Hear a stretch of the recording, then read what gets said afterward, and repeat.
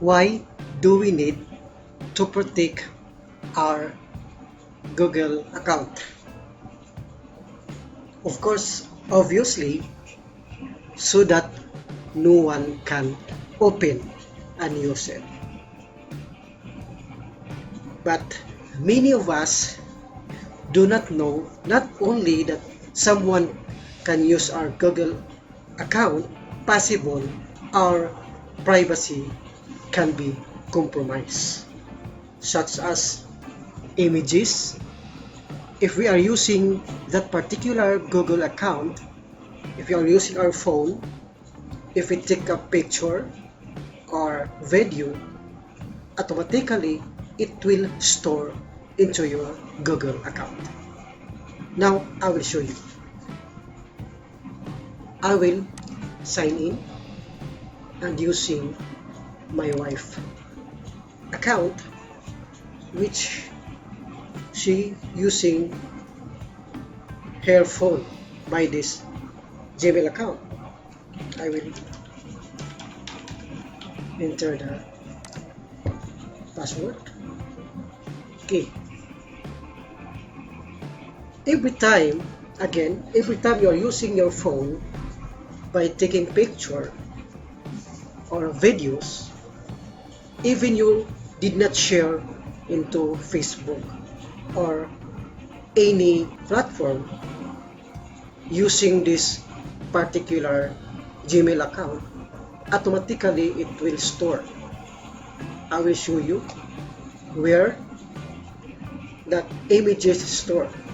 Look, just click this one, Google Apps.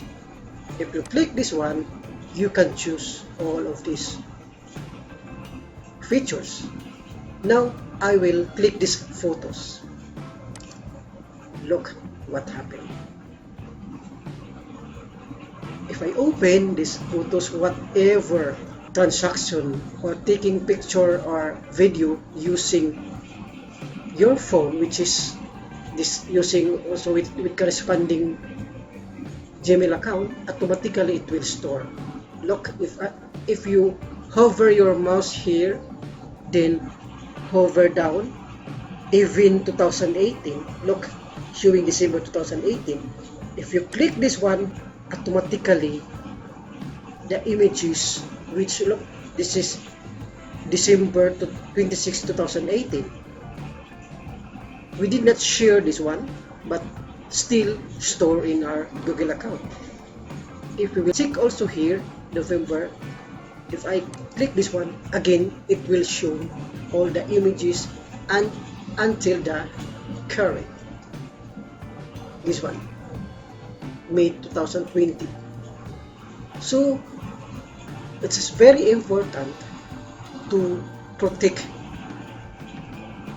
your Gmail or Google account.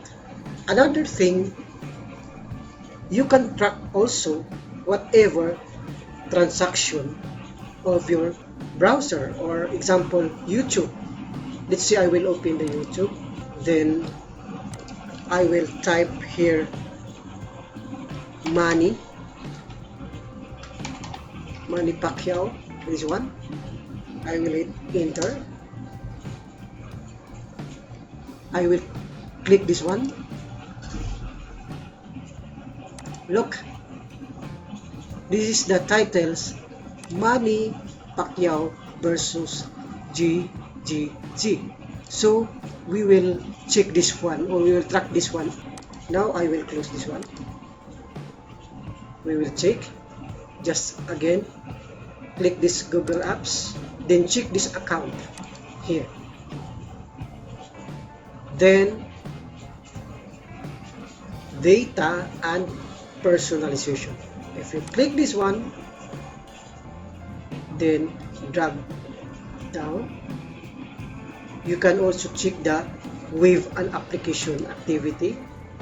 If your phone, if somebody using your phone, then they use it to upload any online application, it's showing also here any transaction of your phone or any computer.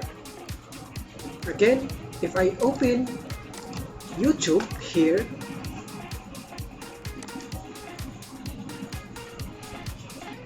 You can track also the location history.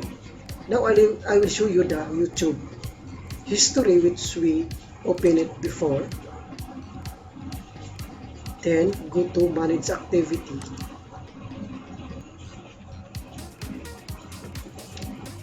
Look, just